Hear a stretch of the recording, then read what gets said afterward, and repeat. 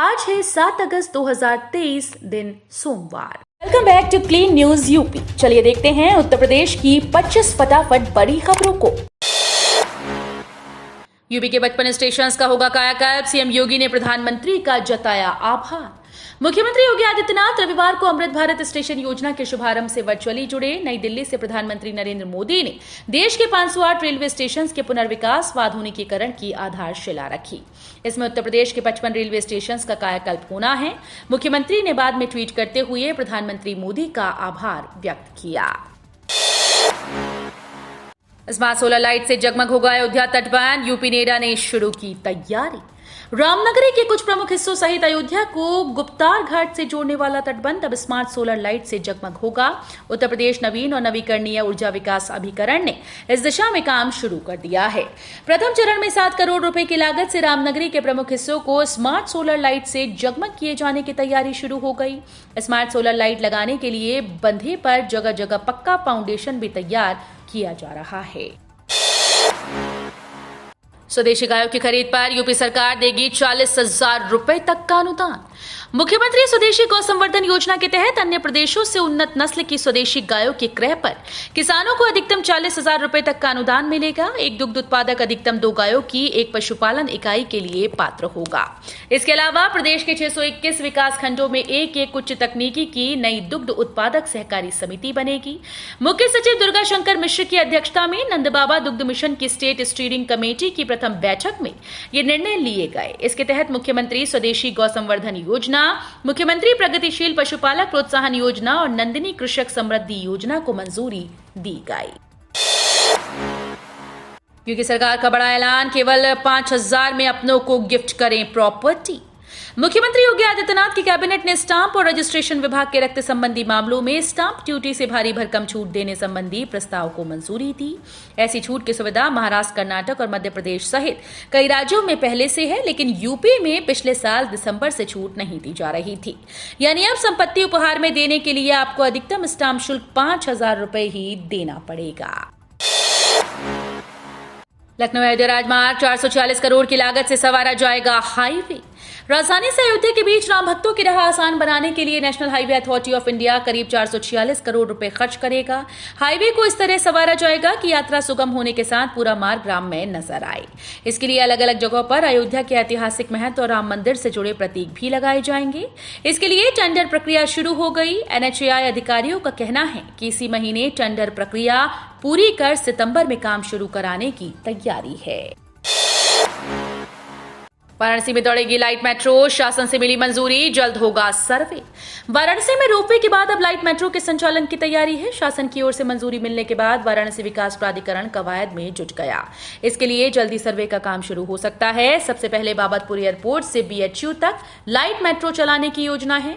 ये कम खर्च में शहरवासियों को मेट्रो जैसी सुविधाएं मुहैया कराएगी। शहर को जाम से निजात दिलाने के लिए रोपवे योजना पर काम चल रहा है। ई बसेस का संचालन किया जा रहा है। पीआरडी जवानों को मिलने वाला प्रतिमाह भत्ता हो पुलिसकर्मी को मिलने वाले न्यूनतम वेतन के समान। प्रांतीय रक्षक दल के जवानों के लिए राहत वाली खबर है। इलाहाबाद हाईकोर्ट ने उन्हें दिए जा रहे भत्ते को विसंगति वाला मानते हुए उसमें सुधार की जरूरत बताई। कोर्ट ने यूपी सरकार से कहा कि वो प्रांतीय रक्षक दल के तहत नियुक्ति होमगार्ड्स को दिया जाने वाला प्रतिमाह भत्ता पुलिसकर्मी को मिलने वाले 30 दिन के न्यूनतम वेतनमान के समान हो। इसके साथ ही उन्हें होमगार्ड्स की तरह ही अन्य भत्ते व अन्य लाभ भी प्रदान किए जाएं। कोर्ट ने इसके लिए यूपी सरकार को 3 महीने का समय दिया है। प्रयागराज जंक्शन, प्रयाग और फूलपुर के पुनर्विकास का पीएम ने किया शिलान्यास। केशव रहे मौजूद। अमृत भारत स्टेशन योजना के तहत प्रधानमंत्री नरेंद्र मोदी ने प्रयागराज जंक्शन, फूलपुर, जंघई और प्रयाग जंक्शन पर हुए पुनर्विकास के कार्यों का शिलान्यास किया। प्रधानमंत्री ने वीडियो कॉन्फ्रेंसिंग के माध्यम से कार्यक्रम का शिलान्यास किया। इसके लिए सभी स्टेशन पर व्यापक बंदोबस्त किया गया। कार्यक्रम का सीधा प्रसारण स्टेशन पर बड़ी एलईडी स्क्रीन के माध्यम से किया गया। प्रयागराज जंक्शन पर आयोजित कार्यक्रम में उप मुख्यमंत्री केशव प्रसाद मौर्य सहित रेलवे के आला अधिकारी मौजूद रहे। अनियोजित कॉलोनीज में भी पास हो सकेगा घर का नक्शा। लखनऊ में 35% भुगतान पर मिल पाएगा फ्लैट। लखनऊ विकास प्राधिकरण बोर्ड बैठक में कई महत्वपूर्ण प्रस्तावों को मंजूरी दी गई। एलजीए अध्यक्ष और कमिश्नर डॉक्टर रोशन जैकब की अध्यक्षता में हुई बैठक में तय किया गया कि प्रमुख सड़कों के किनारे स्थित अनियोजित निर्माणों का नक्शा पास किया जाएगा। साथ ही सरकारी अर्ध सरकारी कर्मचारियों को 25 और आम जनता को 35% भुगतान करने पर एलजीए के फ्लैट में कब्जा मिल सकेगा।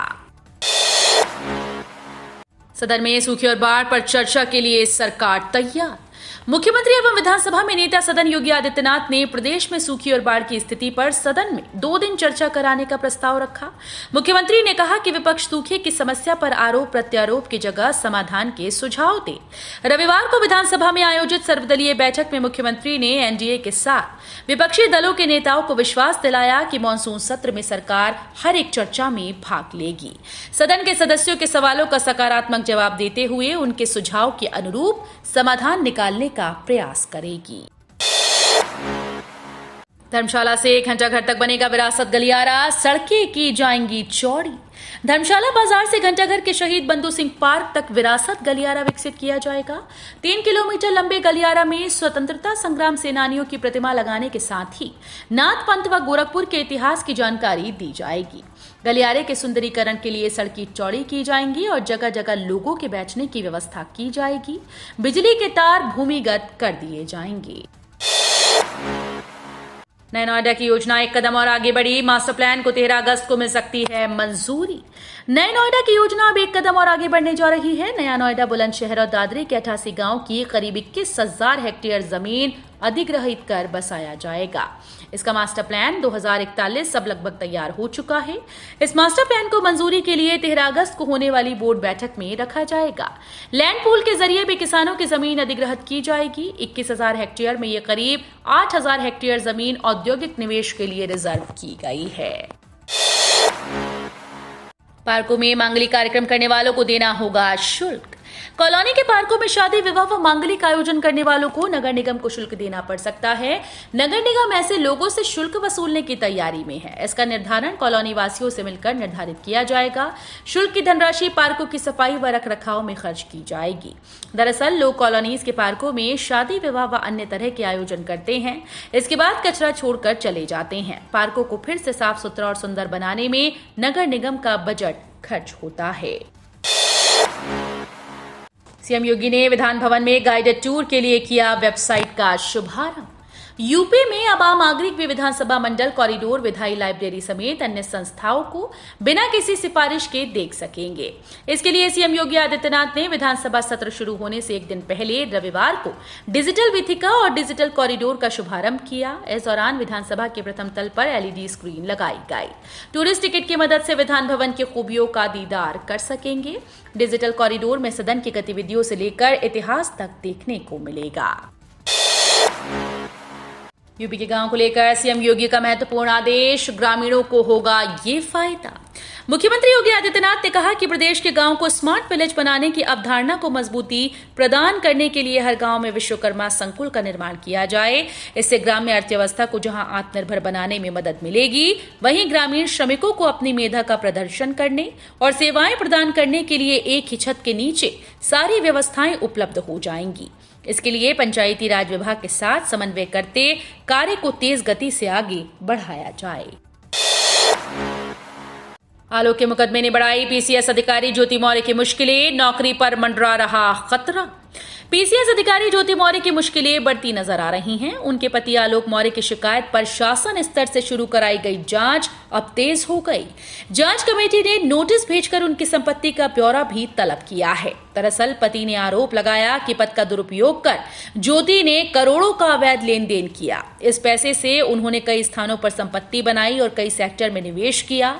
शासन के निर्देश पर प्रयागराज के मंडलायुक्त विजय विश्वास पंत को इस प्रकरण की जांच सौंपी गई है। वाराणसी में निकाली गई विराट संताग्रह पदयात्रा, काशी को मांस मदिरा मुक्त क्षेत्र घोषित करने की मांग। शिव की नगरी काशी को मांस मदिरा मुक्त क्षेत्र घोषित करने के लिए रविवार को आगमन संस्था और ब्रह्म सेना की ओर से विराट संत आग्रह पदयात्रा निकाली गई। इस पदयात्रा को 50 से अधिक मठों मंदिरों के पीठाधिपति, शैक्षणिक और सांस्कृतिक संगठनों के महंत संत का समर्थन मिला। सभी ने मांस मदिरा मुक्त हो काशी, इसके हैं हम सब अभिलाषी का नारा बुलंद किया। लखनऊ में 18 सितंबर को होगी बड़ी पंचायत। राकेश टिकैत बोले, अपनी लड़ाई तेज करेगा किसान। भारतीय किसान यूनियन विभिन्न मुद्दों पर सरकार को घेरने की तैयारी में है। भाकियू के प्रवक्ता राकेश टिकैत ने कहा कि 18 सितंबर को लखनऊ में बड़ी पंचायत की जाएगी। प्रेस क्लब में पत्रकारों से बातचीत में टिकैत ने कहा कि अब किसान अपनी लड़ाई तेज करेंगे।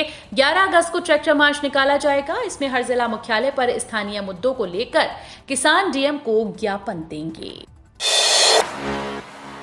मायावती बोली, सदन में जनता के मुद्दे रखे जाएं, विपक्ष भी सरकार को मजबूर करे।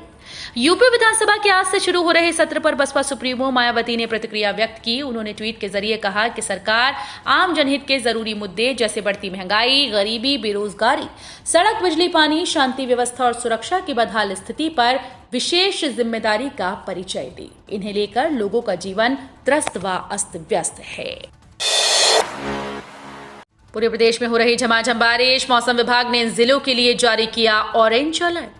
पानी को तरस रहे प्रदेश के हिस्सों में भी अब गरज चमक के साथ भारी बारिश शुरू हो चुकी है।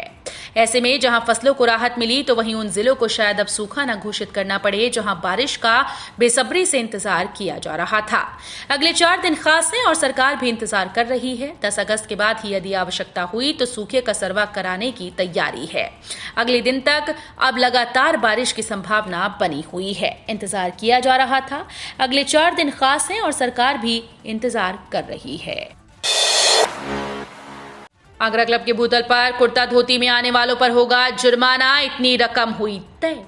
आगरा क्लब में अब विवाह, सगाई या हल्दी समारोह में लोग कुर्ता पजामा या धोती कुर्ता पहनकर आ सकते हैं, लेकिन इन दिनों लिबास में उसे प्रथम तल पर स्थित समारोह स्थल तक ही सीमित रहना होगा। यदि कुर्ता पजामा या धोती कुर्ता पहनकर व्यक्ति भूतल पर आ गया तो बुकिंग कराने वाले सदस्य से क्लब प्रबंधन प्रति व्यक्ति 500 रुपए जुर्माना वसूलेगा। यह अजीबोगरीब निर्णय क्लब प्रबंधन की ओर से लिया गया। आगरा क्लब सदस्यों को 2 अगस्त को क्लब के सचिव एसके माथुर की ओर से जारी पत्र प्राप्त हुआ। पत्र में सचिव ने क्लब के नियमों में ढील देने की सूचना दी। पत्र के अनुसार विवाह, सगाई या हल्दी समारोह के लिए किसी सदस्य के द्वारा बुक कराए गए क्लब के प्रथम तल के हॉल में अब मेहमान कुर्ता पजामा या धोती कुर्ता पहनकर आ सकेंगे। ताला नगरी के पति पत्नी ने बनाया 400 किलोग्राम का ताला। अयोध्या राम मंदिर के लिए करेंगे सीएम योगी को गिफ्ट। अलीगढ़ अपने तालों के लिए मशहूर है। इसी तालीम की नगर के एक दंपति ने 400 किलो का ताला तैयार किया, जिसकी चाबी का वजन ही 30 किलो है। दंपति की चाहत है कि वो इस ताले को अयोध्या में बनने वाले भव्य राम मंदिर के लिए सीएम योगी को भेंट करें। आर्थिक तंगी के चलते ताले की फिनिशिंग के लिए भाजपा सांसद सतीश गौतम से आर्थिक मदद मांगी है। IRCTC का विदेश के लिए धमाकेदार टूर पैकेज। सिर्फ 38,000 में कर सकेंगे इन 2 देशों का टूर। इंडियन रेलवे ने नेपाल और श्रीलंका जाने वाले यात्रियों के लिए सफर आसान बना दिया है। IRCTC ने फैसला लिया है कि अंतर्राष्ट्रीय नेपाल और श्री रामायण श्रीलंका के लिए वो यात्राएं शुरू कर रहा है। ज्ञानवापी सर्वे को लेकर ओवैसी के बयान पर भूपेंद्र चौधरी का पलटवार। कांग्रेस पर भी बोला हमला। यूपी बीजेपी प्रदेश अध्यक्ष भूपेंद्र सिंह चौधरी ने ज्ञानवापी मस्जिद मामले में AIMIM प्रमुख असदुद्दीन ओवैसी के बयान पर बड़ी बात कही। उन्होंने दावा किया कि देश में कानून का राज है और बीजेपी की सरकार सख्ती के साथ कानून का पालन कर रही है। उन्होंने अदालत की तरफ से ज्ञानवापी मस्जिद परिसर के ASI सर्वे पर फैसले का स्वागत किया। भूपेंद्र सिंह चौधरी ने कहा कि ज्ञानवापी का मुद्दा देश के करोड़ों लोगों की आस्था के साथ जुड़ा हुआ है। इलाहाबाद हाईकोर्ट के निर्देश पर ASI की टीम सर्वे का काम कर रही है। यूपी के 12.74 लाख बच्चों व 3.88 लाख गर्भवती का होगा टीकाकरण। प्रदेश में सघन मिशन इंद्रधनुष 5.0 के तहत 0 से 5 वर्ष तक के 12.74 लाख बच्चों और 3.88 लाख गर्भवती महिलाओं का टीकाकरण किया जाएगा। तो ये थी आज की 25 फटाफट बड़ी खबरें। अगर आपको न्यूज पसंद आई हो तो वीडियो को लाइक और शेयर जरूर करें। धन्यवाद।